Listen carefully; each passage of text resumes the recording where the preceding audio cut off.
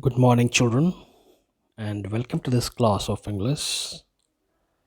In the second part of the video for the chapter Birth by A.J. Cronin, I'm going to explain you the chapter in detail. So let's begin. The children in this excerpt from the Citadel, Andrew mentioned, who was newly out of medical school, has just begun his medical practice as an assistant to Dr. Edward Page in the small Welsh mining town of Blenley. As he is returning from a disappointing evening with Christine, the girl he loves, he is met by Joe Morgan. Joe and his wife, who have been married nearly 20 years, are expecting their first child. The children in this chapter, you'll find a newly graduated doctor, Andrew, mentioned, and he was an assistant to Dr. Edward Page in the town of Blenley. While he was returning from a meeting with a girl he loves, he met Joe Morgan waiting for him anxiously. Joe told Andrew that his wife Susan wanted his help, and that too before time. It means she's going to have a premature delivery, as it was the first time in nearly 20 years that they were expecting their first child. So it was a very happy occasion for them. But some complications were there.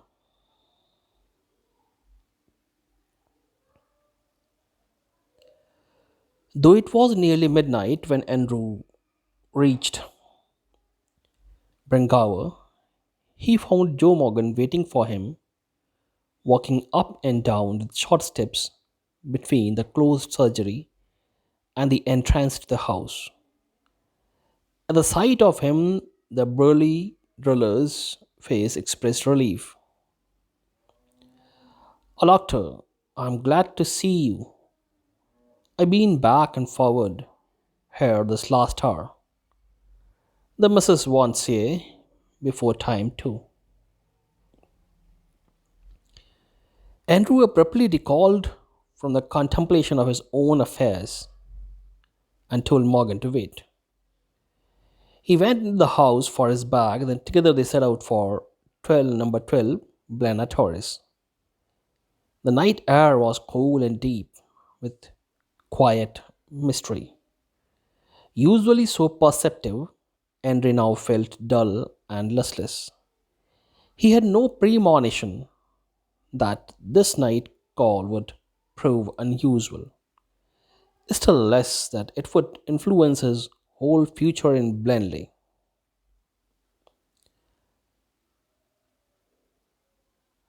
So it was midnight. Andrew reached Brangauer, and as he reached there, Joe Morgan was waiting, and he informed Andrew that he needs the doctor badly and it's a premature delivery. So the doctor said that let me take my bag, and then they started for 12 Blena Terrace. As they were walking in the night, it was cool and deep and quite mysterious. Andrew himself did not know that he is going to face something unusual, something new, which would change his entire way of life. The two men walked in silence, until they reached the door of number 12. Then Joe drew up short. "I'll not come in," he said, and his voice showed signs of strain. "But man, I know you'll do well for us." So as they reached the house of Joe Morgan, Joe refused to accompany Doctor upstairs or in the house because he was strained. He was tensed.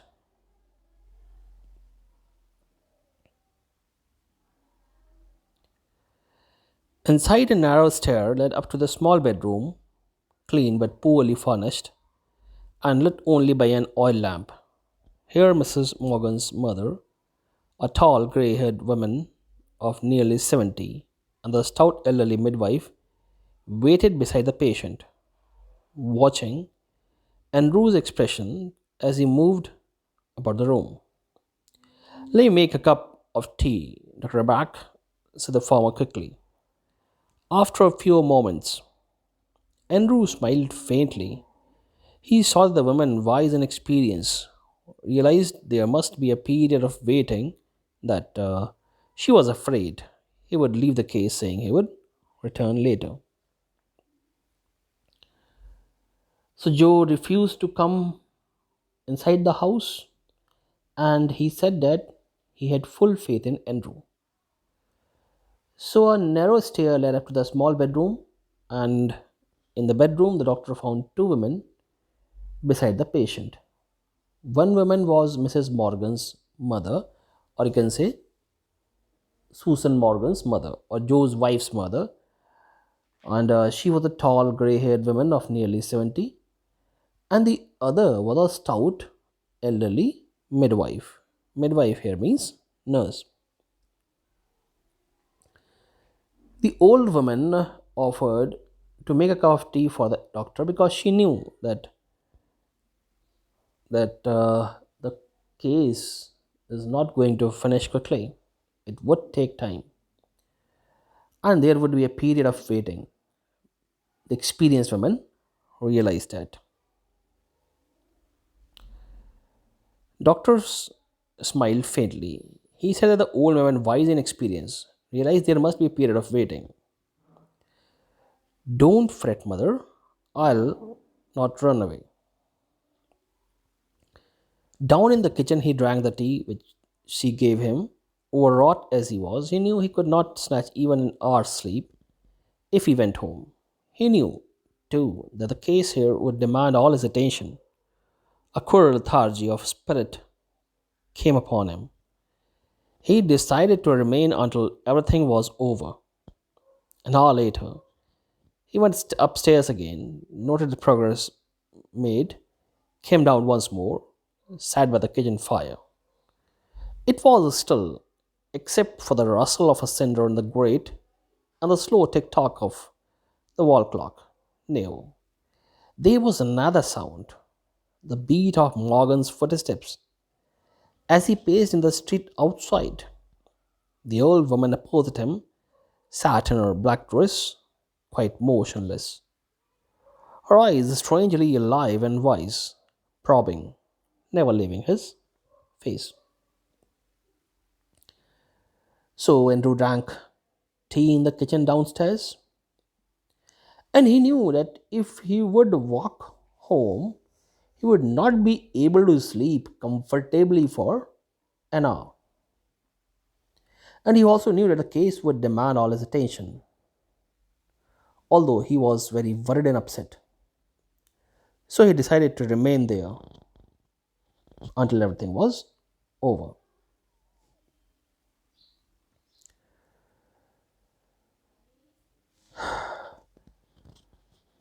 You know, he noted the progress. After an hour, he went upstairs and he noted the progress of the case, then came down and sat near the kitchen fire. The old woman sat opposite him, and his thoughts were filled with Christine, the girl he loved. He stared broodingly into the fire and remained like this for quite long.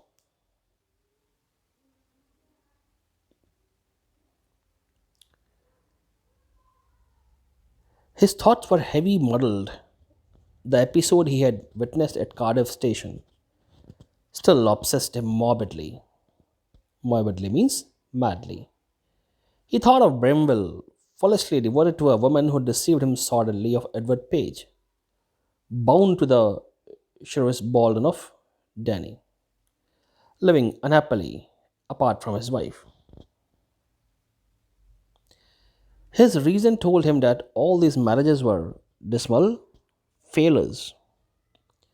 It was a conclusion which, in his present state, made him wince. He wished to consider a marriage as an idyllic state. Yes, he could not otherwise consider it, with the image of Christine before him.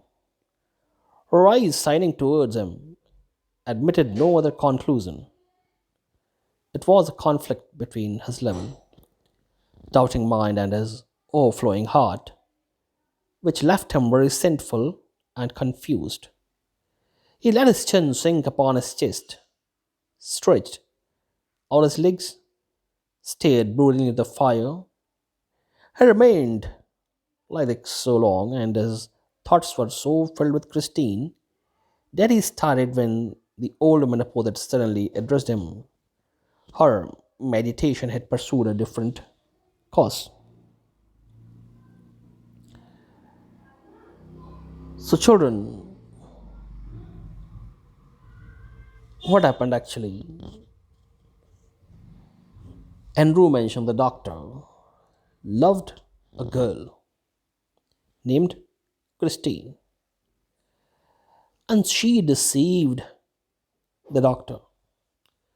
The doctor was foolishly devoted to the woman, but nothing. She didn't consider his feelings. Then Andrew reminds of Edward Page, who is bound to the Swiss Bolden, and that he is living unhappily apart from his wife. Here, children, Andrew mentioned wanted to console himself. He gave example of a man named Edward Page who has got separated from his wife because he was living unhappily. He tried to console himself that the company of women is all the time not correct. All the time it does not give you happiness. And you know, while he was sitting next to the fire, he just was focusing on that incident which happened with him because the girl broke with him, and that thing broke the doctor. And with open eyes, he was meditating about that incident. He was thinking about an incident. And suddenly he was startled when the old woman addressed doctor.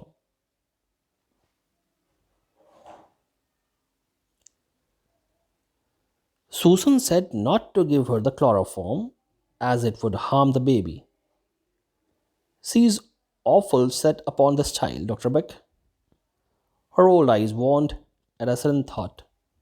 She added in a low tone, we all are, I fancy. He collected himself with an effort. It won't do any harm, the anesthetic. He said kindly, they'll be all right.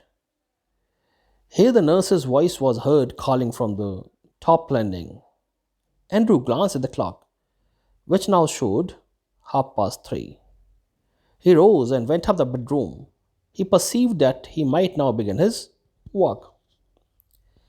An hour elapsed. It was a long, harsh struggle.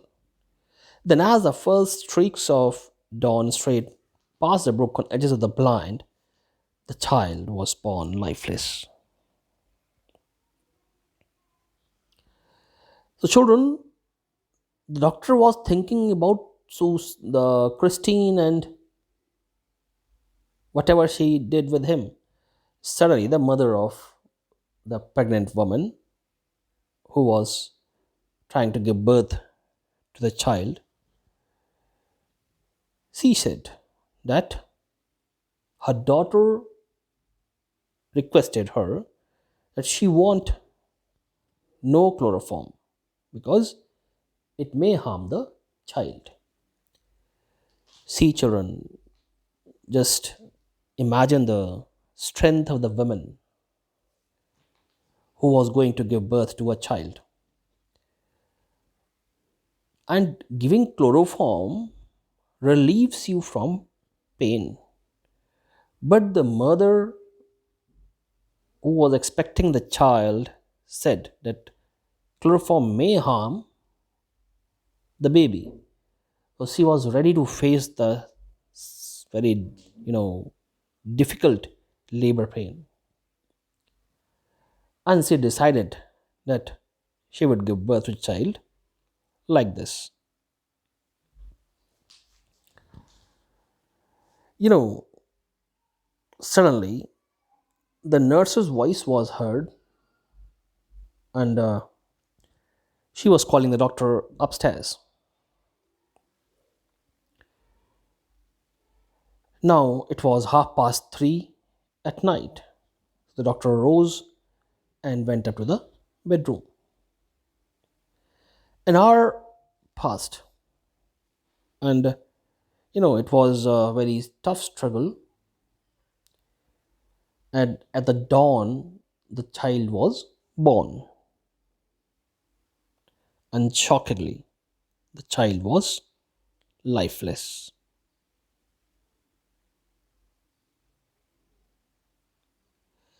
As he gazed at the still form, a shiver of horror passed over Andrew. After all that he had promised, his face, heated between with his own exertions, chilled suddenly. He hesitated, torn between his desire to attempt to resuscitate the child, and resuscitate children means to bring back to life, and his obligation towards the mother who was herself in a desperate state. The dilemma was so urgent that he did not solve it consciously. Blindly, instinctively, he gave the child to the nurse and turned his attention to Susan Morgan, who now lay collapsed, almost pulseless, and not yet out of the ether, upon her side. His haste was desperate, a frantic race against her ebbing strength. It took him only an instant to smash a glass ampoule and inject the medicine. Then he flung down the hypodermic syringe and worked unsparingly to restore the flaccid woman. After a few minutes of feverish effort, her heart strengthened. He saw that he might safely leave her. He swung round in his shirt sleeves, his hair sticking to his damp pro. So, after the passing of an hour at the dawn time, the child was born, but it was lifeless. And as he gazed at the still form, a shiver of horror passed over Henry. And his face heated with his own exertions. And what were his own exertions? He was troubled with that affair with Christine, which now broke up. And he was dwindling between his desire or his attempt to make the child start breathing again and his obligation towards the mother. Because Susan Morgan and the newly born baby both were in a very critical condition. And the mother was in a desperate state and a dilemma. Dilemma means if two paths are in front of you, what to choose when you are indecisive. That is dilemma. So doctor was in a state of dilemma and it was quite urgent to take the decision. So instinctively, he gave the child to the nurse and he turned his attention to Susan Morgan. She lay collapsed on her side, almost pulseless, and not let out of the effort of medicine to make medicine. Then her strength was ebbing, so doctor smashed a glass ampoule and injected the medicine. The doctor gave an injection to the lady. Then he worked severely to restore the soft and weak woman. After a few minutes of quick efforts, her heart strengthened, and he saw that he might safely leave her. So after giving the injection, doctor found that the lady is going to survive because the heart strengthened.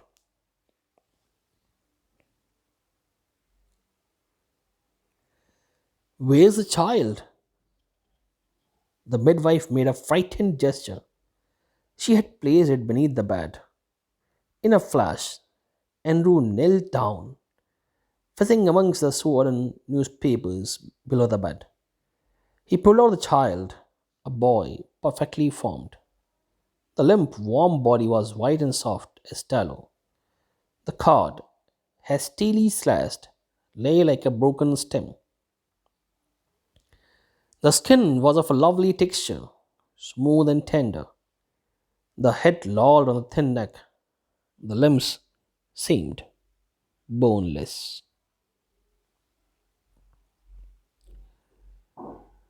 So, after saving the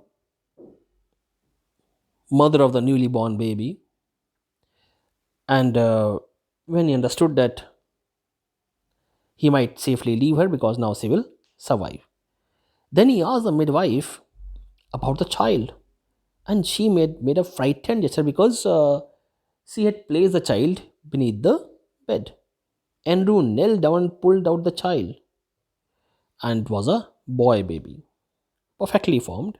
No, you know, disfigure was there, but its body was very limp, warm, white, and soft as tallow, and the head lolled on the thin neck. Means the neck was not able to support the head. Means the baby was very, very, very weak, and the limbs they seemed boneless.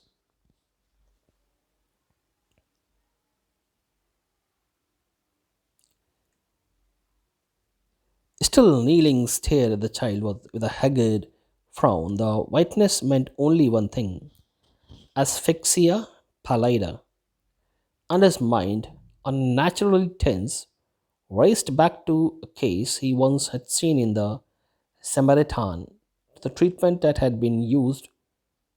Instantly, he was on his feet.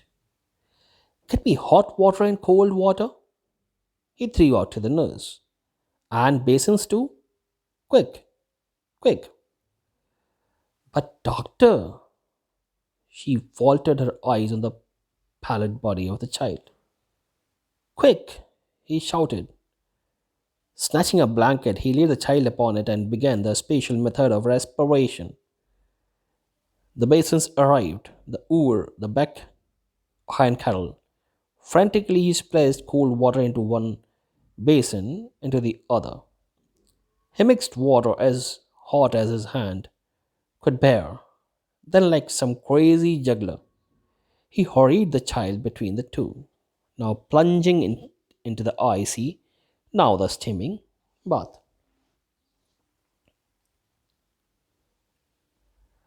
So, doctor analyzed that the cord, which was hastily slashed, and it looked like a broken stem. Cord here means, the cord which with which the baby is connected with the mother and through which the baby gets the food. It was like a broken stem and the baby was totally white. So doctor concluded that he is suffering from asphyxia pallida. It means the lack of oxygen. So doctor mind raced back to a case which he had once seen in the Samaritan, and he remembered the treatment that had been used. And he instantly asked the nurse to get him hot water and cold water and basins.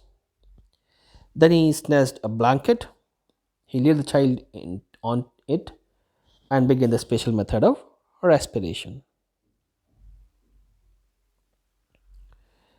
As soon as the basins arrived, he poured cold water into one basin and hot in other basin. And then he hurried the child between the two. Means he just arranged two pots. In one pot he put hot water, lukewarm, and another cold water. And then he shifted the baby from one water to other.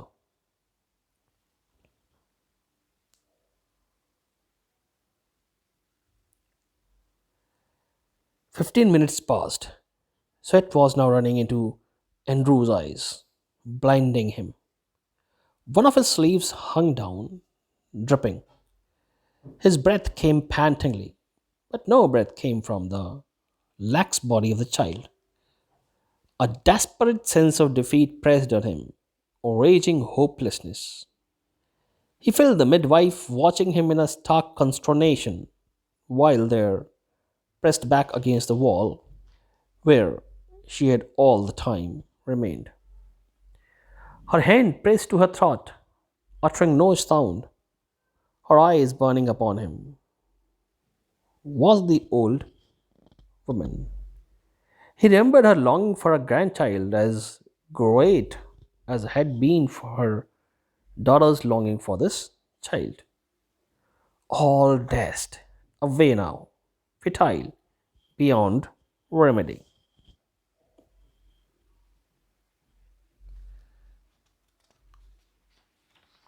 So, children,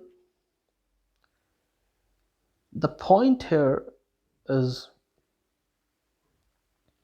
that the doctor was in a very hurried state, and he was, you know, not fine from brain, fine and relaxed from the brain because of that incident of Christine that happened with him. But see, the doctor, how devoted he was towards his profession, means he forgot everything and devoted towards the case. Dismay here means disbelief. Consternation means hopelessness. So the midwife was watching him with disbelief.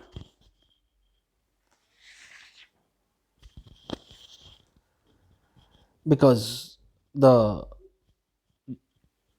midwife was not sure whether the child will live or not. 15 minutes passed, sweat ran into the Andrew's eyes. His breath came pantingly, but no breath came from the lax body of the child.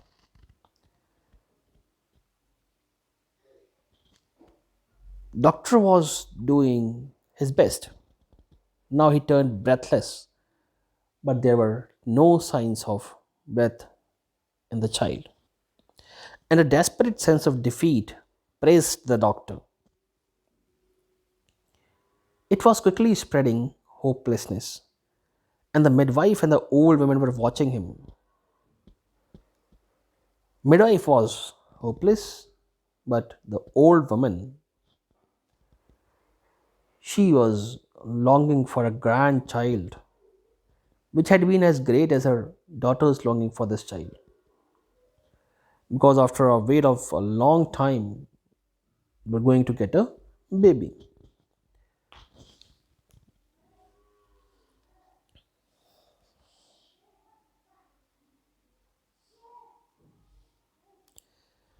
The floor was now a draggled mess, stumbling over a sopping towel.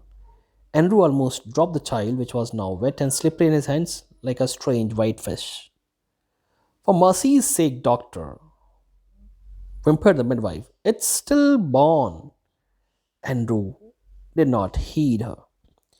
Beaten, despairing, having labored in vain for half an hour, He still persisted in one last effort, rubbing the child with a rough towel, crushing and releasing the little chest with both his hands, trying to get breath into that limp body. So, children, the midwife was hopeless. And she said, Doctor, the baby is still born. You can't do anything. After giving the treatment, that is exchanged from a hot basin to cold basin, doctor could not get any result. So he tried to give his last chance. He tried to rub the body of the child with a rough towel and then giving artificial breathing, or you can say crushing and releasing the chest with his hands. So they had to give to get breath into the limp body of the baby.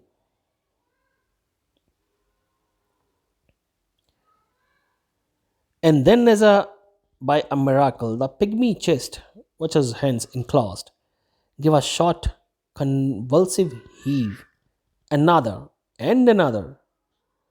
Andrew turned giddy, the sense of life springing beneath his fingers. After all that unavailing striving was so exquisite, it almost made him faint. He redoubled his efforts feverishly. The child was gasping now, deeper and deeper. A bubble of mucus came from one of his tiny nostrils, a joyful iridescent bubble. The limbs were no longer boneless. The head no longer lay back spinelessly. The blanched skin was slowly turning pink. Then exquisitely came the child's cry. So doctor tried his last effort with a rough towel, rubbing the body and crushing and releasing the little chest of the little child. And then came the breath inside that child. Noticing that, children, Andrew doubled his efforts and child was now breathing. And when a mucus bubble came from one of the tiny nostrils of the child, the baby started movement. The limbs were now no longer boneless because they were moving, and the pale skin now turned pink. And then the child cried, Dear Father in heaven, the nurse sobbed hysterically. It's come alive. Andrew handed her the child. He felt weak and dazed. About him, the room lay in a shuddering litter blankets, towels, basins, soil instruments, the hypodermic syringe impaled by its point in the linoleum, the oar knocked over, the kettle on its side, and a puddle of water. Upon the huddled bed, the mother still dreamed her way quietly through the anesthetic. The old woman still stood against the wall, but her hands were together. Her lips moved without sound. She was praying mechanically. Andrew wrung out his sleeves, pulled on his jacket. I'll fetch my bag later, nurse. He went downstairs to the kitchen, into the scullery. His lips were dry. At the scullery, he took a long drink of water. He reached for his hat and coat. Outside, he found Joe standing on the pavement with a tense, expectant face. All right, Joe, he said thickly. Both. All right. It was quite light, nearly 5 o'clock. A few miners were already in the streets, the first of the night shift moving out. As Andrew walked with them, spent and slow, his footfalls echoing with the others, under the morning sky, he kept thinking blindly, oblivious to all the work he had done blindly. I have done something. Oh God, I have done something real at last. So, after giving life to the mother, And the child, Andrew doctor, handed the child to the nurse, and he was now, going to faint. He was feeling giddiness because he felt weak and dazed. So he handed over the child to the midwife and moved out of the room. The room was still littered with all the medical equipments and objects. He pulled off his jacket and wrung out its sleeves and went downstairs through the kitchen into the scullery, and his lips were dry. He took a long drink of water and then he reached for his hat and coat and moved out. It was now 5 o'clock. He met Joe downstairs, eagerly waiting for the result. He informed Joe that everything is alright. Both the mother and the child are okay. And Andrew kept thinking at last that he had done something differently and something different. So, children, that's all in this chapter, the detailed explanation. I hope you have got enough knowledge about the chapter. But still, if there are some kind of doubts, you can ask through WhatsApp or phone call. So, children, till then, goodbye. Thank you.